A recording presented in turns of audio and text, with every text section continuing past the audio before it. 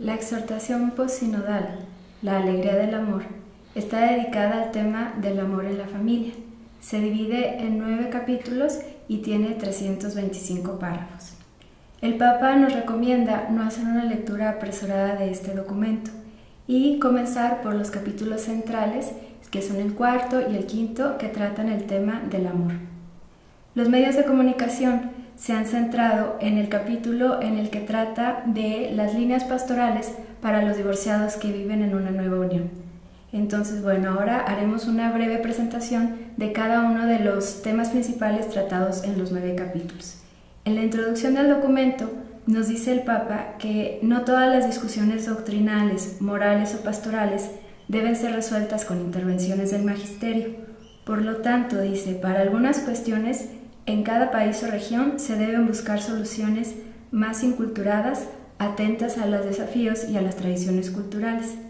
El Papa también nos advierte antes de empezar el documento que es necesario salir de esta contraposición entre, por un lado, un deseo desenfrenado de cambiar todo sin una suficiente reflexión y, por el otro lado, una actitud de pretender resolverlo todo aplicando normas generales o extrayendo conclusiones exageradas de algunas reflexiones teológicas.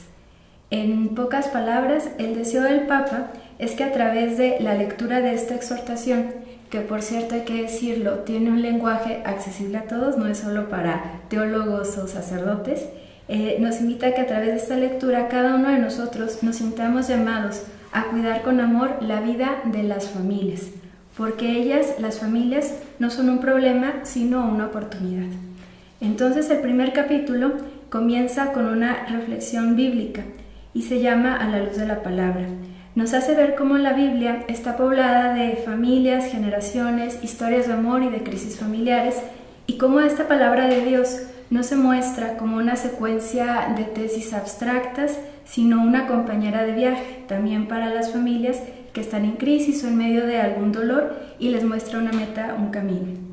En el capítulo 2 nos habla sobre la realidad y los desafíos de la familia. En este capítulo no se busca presentar todos los desafíos que enfrentan las familias en el mundo actual, sino que el Papa quiere prestar atención a ciertas realidades concretas de las familias que fueron identificadas por él y por todos los obispos del mundo en los 2 sínodos que precedieron la elaboración de esta exhortación. Y nos dice que a partir de las reflexiones sinodales, luego de reflexionar cuáles son los problemas de las familias en el mundo, dice él, no queda un estereotipo de la familia ideal, sino un interpelante, dice, collage, formado por tantas realidades diferentes, colmadas de dramas, gozos y sueños. Y nos dice, las realidades que nos preocupan son desafíos. No caigamos en la trampa de desgastarnos en lamentos autodefensivos en lugar de que esto nos despierte la creatividad misionera. En el capítulo 3 es en el marco del anuncio del querigma y partiendo de la mirada de Jesús, se recoge en este capítulo una síntesis de toda la enseñanza de la Iglesia en el tema del matrimonio y de la familia. Y entonces ya entramos al capítulo central, que es el capítulo 4, donde habla del tema del amor en el matrimonio. Y en este capítulo, que es muy bello, lo hace a partir del himno del amor de la carta de San Pablo a los Corintios. Aquí habla de la caridad conyugal, del amor sacramental que une a los esposos. Se detiene también en este capítulo a hablar de los sentimientos y del tema de la sexualidad en el matrimonio. Luego viene el capítulo 5, que es también, como les comentaba en un inicio, un capítulo central, y habla del amor, de la fecundidad del amor en el matrimonio. Entonces aquí habla de la fecundidad de los esposos y de la acogida de la nueva vida dentro de las familias, el amor del padre, de la madre, y también se dirige a aquellas parejas de esposos que por alguna razón no han podido tener hijos.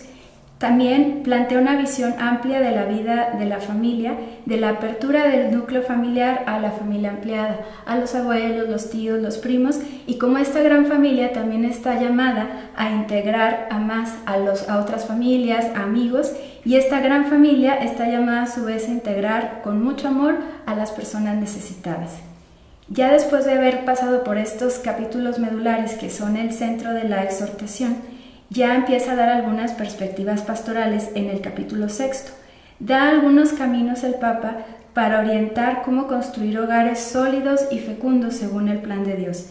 Sin embargo, aclara el Papa en este capítulo, serán las distintas comunidades quienes deben elaborar propuestas más prácticas y eficaces que tengan en cuenta tanto la enseñanza de la Iglesia como las necesidades y los desafíos locales. El Papa habla también en estas orientaciones pastorales de guiar a los novios, acompañar a los esposos. Habla también del acompañamiento a las personas abandonadas, separadas, divorciadas, y subraya la importancia de la reciente reforma a los procedimientos para el reconocimiento de los casos de nulidad matrimonial.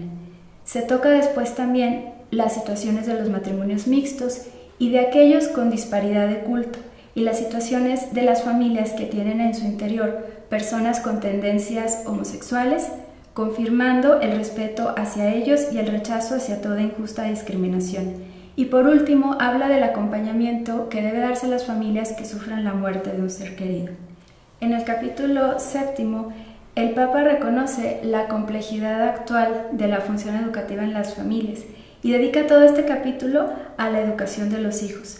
Nos habla de la formación ética, del valor de la sanción como estímulo, el paciente realismo que deben tener los padres, la educación de la sexualidad, la transmisión de la fe y más en general, la vida familiar como un contexto educativo en sí mismo.